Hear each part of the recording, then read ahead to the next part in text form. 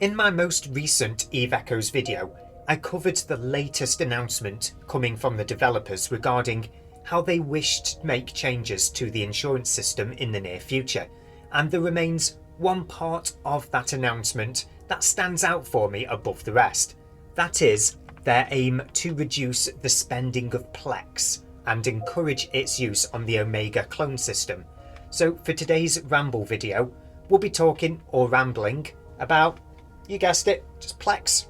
But first, if you haven't already, please consider hitting that subscribe button. I'm currently pushing for 1,000 subscribers, and I'm looking to host a giveaway competition later in the year when I hit that magical number. The details are still being ironed out, but will likely involve you getting the opportunity to earn some good ISK. So the sooner we hit that 1,000 subscribers, the sooner we get that event.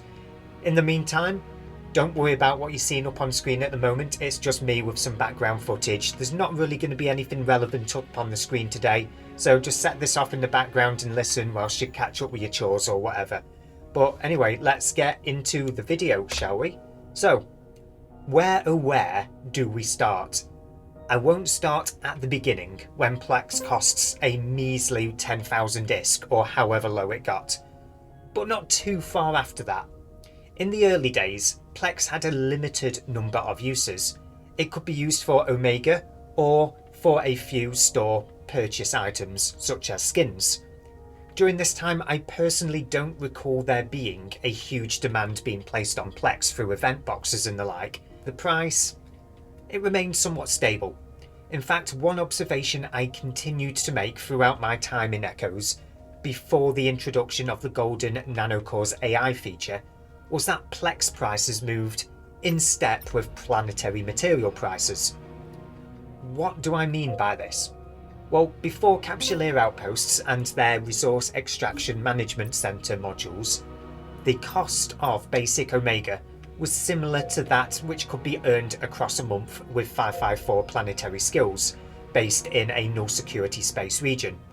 Then, following the introduction of the Resource Extraction Management Centers, the cost of that same 170 PLEX for basic Omega increased again and settled at around the same amount that I was earning with a Capsuleer Outpost in nullsec running with the same 554 planetary skills.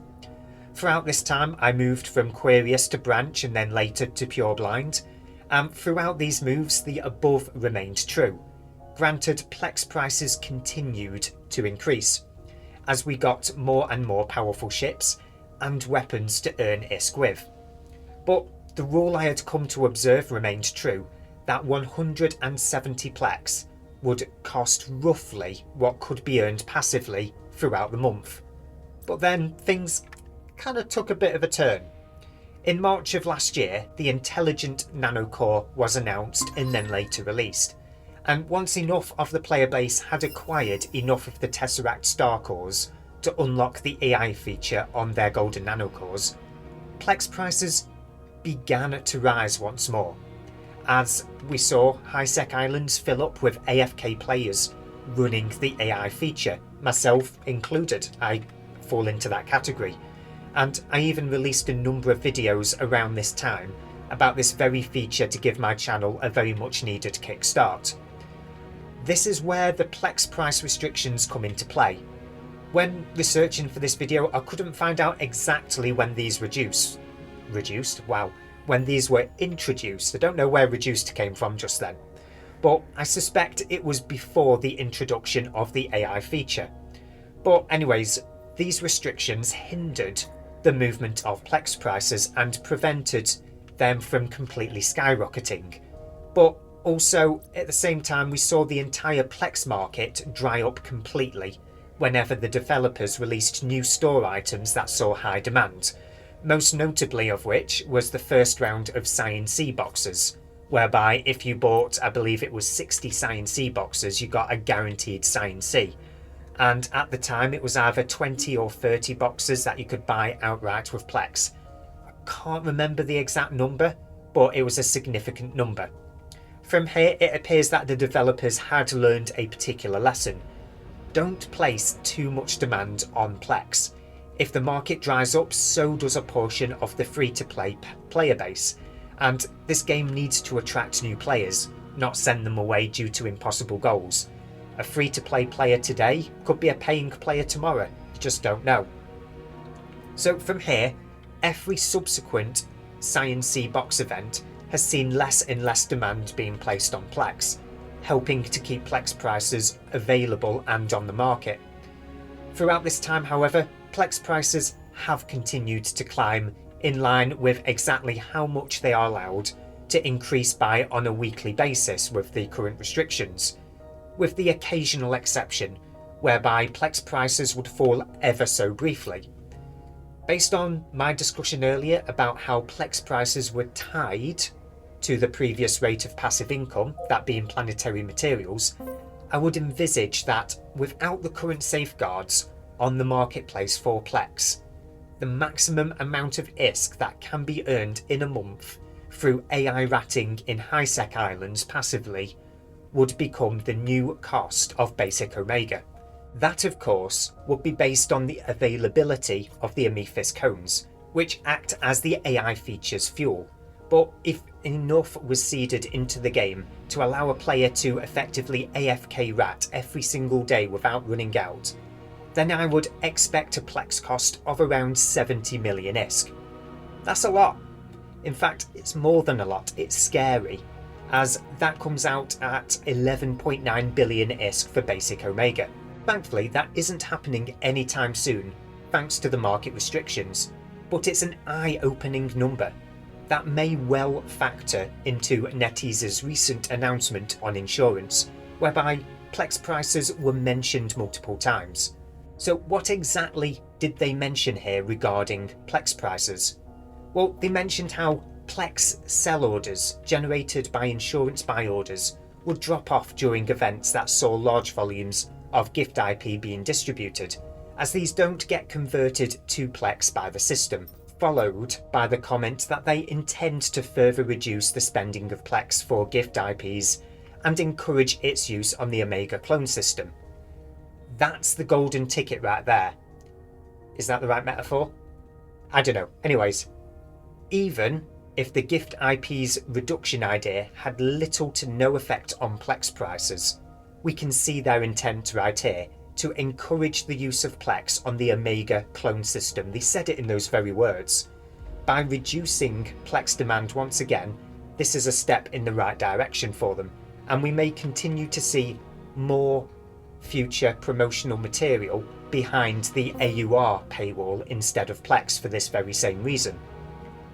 That said, however, we still have one remaining factor that will continue to raise PLEX prices regardless of this small reduction in demand.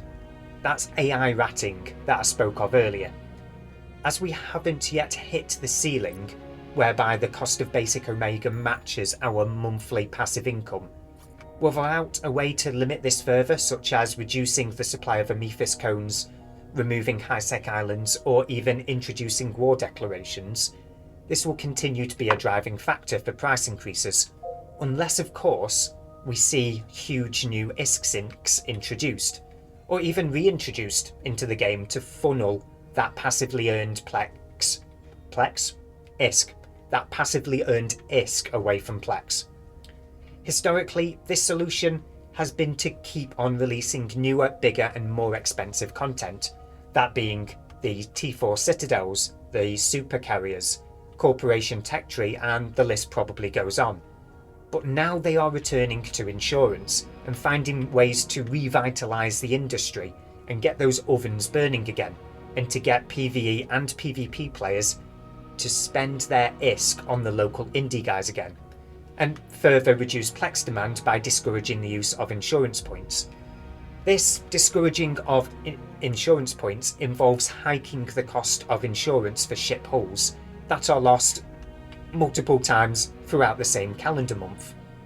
Only time will tell how big of an impact this insurance update will have on PLEX demand, with specific regard to the demand that insurance places upon it. So what are my thoughts? What are they? Well, I do like some of what we're seeing here. Netease are clearly looking at PLEX prices with the intent of making Omega through free-to-play processors accessible again to new players. But will this be enough to get the prices back down again to somewhere a bit more accessible? I can't pretend to have the answer for this one. I don't have access to the same statistics that have fed Netease's decision making so far, nor do I have a crystal ball that actually works. All I can pull an answer from is my gut. Same as most of us here, I guess. My gut is personally telling me that the demand on PLEX will fall, although it's not going to be enough to actually get prices to come down. Instead, it will just slow down their growth. I expect it to still grow until a measure is introduced to curb the somewhat excessive passive income that is still present in the game through the AI feature on golden nanocores. But anyway, let's change screens now. Those are just my thoughts and observations. What are your thoughts on the PLEX situation? Let me know in the comment section below, and who knows, if you have your own observations that scratches that economics itch of mine, I may even continue this ramble in a future video. Either way, once these insurance changes come into play, I'll be keeping a close eye on PLEX prices to see if we see any effect come from it. Speaking of, I could do with really finding out a way to compare historical prices, for comparing with the future prices. But anyway, those are just last minute thoughts of mine. Thank you again for watching, everyone, and as always, hit those like and subscribe buttons if you want to see more content like this. And until the next video, fly casual.